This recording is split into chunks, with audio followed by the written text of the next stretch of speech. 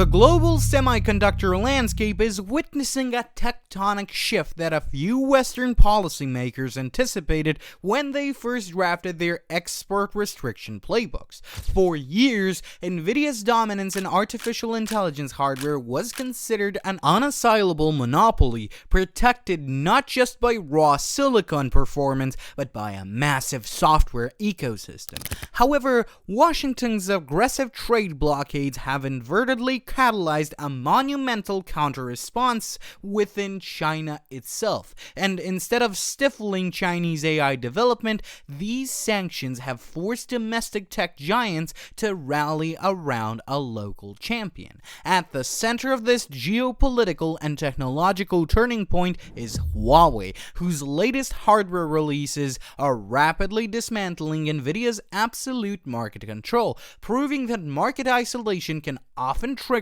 the fiercest form of innovation. Time for a quick rewind. Back in 2022, the US started tightening export controls on advanced semiconductor tech going into China.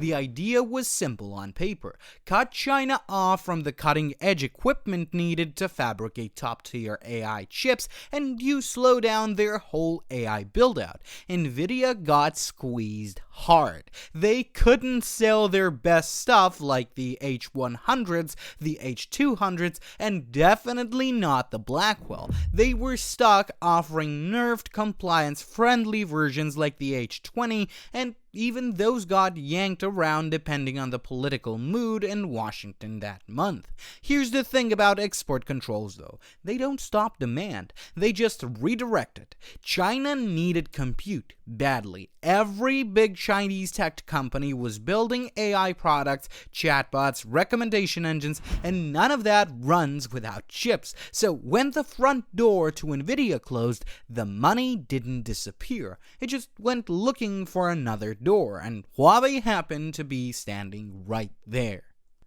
Alright, let's get into the actual hardware. The chip everyone's talking about is called the Ascend 950PR. It's built by SMIC, China's top foundry, and here's the kicker: it's made on a 7nm process using something called DUV immersion lithography with multi-patterning. Okay, here's the translation.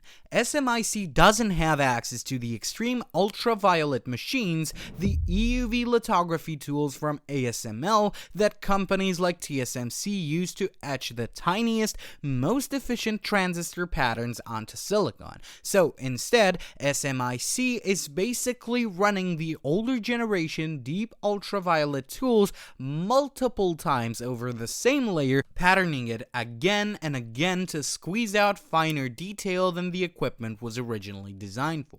It's slower, it's more expensive per chip, yields are lower, but it works, and that alone tells you something about how determined this whole effort is. Now, performance-wise, the 950PR is built for inference, not training. Quick distinction because it matters a lot here. Training is when you're building the model, feeding it mountains of data, and doing gradient calculations across huge clusters for weeks. Inference is when the model is already trained and you're just running it, answering a user's prompt, for example, or generating a video caption, ranking a feed. Training needs raw, brute horsepower and rock-solid interconnects. Inference is more forgiving, and honestly, it's where the actual day-to-day money gets made, because that's what happens every single time someone uses an AI product. The 950PR clocks in at around 1 to maybe 2 petaflops depending on precision, and it beats Nvidia's H20, which up until recently was the best chip Nvidia could legally sell into China. It comes up in 2 memory configurations too: a cheaper version using the standard DDR memory, which starts at around 50,000 yuan, and a pricier version with the HBM high bandwidth memory running about 70,000 yuan. HBM matters a ton for AI workloads because it stacks memory dies vertically and connects them with incredibly short, wide data paths right next to the compute die. That means way more data can move in and out per second compared to regular memory sitting further away on the board. For AI models chewing through billions of parameters, that bandwidth is often the actual bottleneck, more than raw compute. But honestly, the single biggest deal here is in the raw specs. It's the CUDA compatibility layer. For over a decade, Nvidia's CUDA software has been the default language every AI developer learns. It's the moat. Even if you're building a faster chip, nobody wants to rewrite their entire codebase to use it. Huawei's answer was to build a translation layer that maps CUDA calls directly onto their own software framework called CANN. So, a developer basically runs the existing PyTorch and TensorFlow code without a full rewrite. That's the barrier that killed adoption of Huawei's previous chip, the 910C. This time, they actually solved it. But one chip alone doesn't win a war. AI workloads live and die on how well you can link thousands of chips together so they act like one giant brain. Huawei's answer is the Atlas 950 SuperPod, which they showed off at Mobile World Congress this year. It links up to 8,192 Ascend NPUs into a single logistical system using their own interconnect tech called UnifiedBus. That's the part that used to be Nvidia's other big moat, their NVLink interconnect. Huawei building a credible domestic equivalent means Chinese companies can now scale compute clusters without touching a single piece of American networking hardware either. Okay, specs are nice, but let's talk about who's actually buying, because there is a real signal there. ByteDance reportedly committed something like $5.6 billion in orders for the 950PR, and at around $16,000 a chip, that works out at around roughly 350,000 units, which is basically a half of Huawei's entire production target for the year. Alibaba Cloud and Tencent are in on it too, though their exact numbers haven't been made public. Huawei's targeting about 750,000 units shipped total in 2026, and there's a real interesting accelerant here.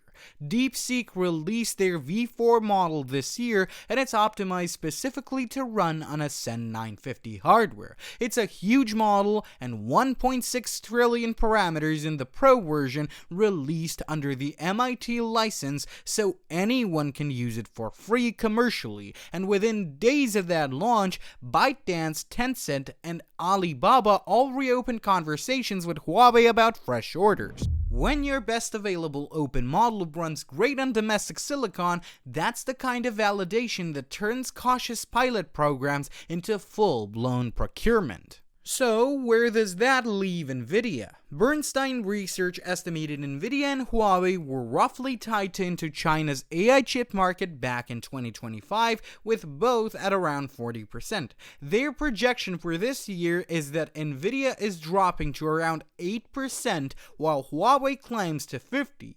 That is one of the fastest market share collapses I've ever seen in semiconductors, and we're talking about a company that posted $81 billion in quarterly revenue. And to Huang's credit, he's not spinning in. He straight up told CNBC that Huawei is very, very strong, that they'll likely have an extraordinary year, and that the local Chinese chip ecosystem is thriving specifically because, in his words, Nvidia evacuated that market. That's a remarkably honest thing for a CEO to say on live television about a market he's still hoping to eventually get back into. Now, I'll be upfront, I think this is one of the more fascinating unintended consequences in modern industrial policy. Export controls were designed to slow China down, and in the training compute race for the absolute frontier models, they probably did exactly that for a while. But then they also did something nobody fully priced in. They forced China to build an entire parallel stack from scratch: the fab process, the chip architecture, the interconnect, the software layer, and gave that entire stack a captive market of the world's largest tech companies with basically no other option. That's an insane amount of forced innovation pressure, and the 950 PR is the first real proof it's paying off. Now, do I think Huawei is beating Nvidia on the frontier, the actual bleeding edge training runs for the next GPT or Gemini class models? No.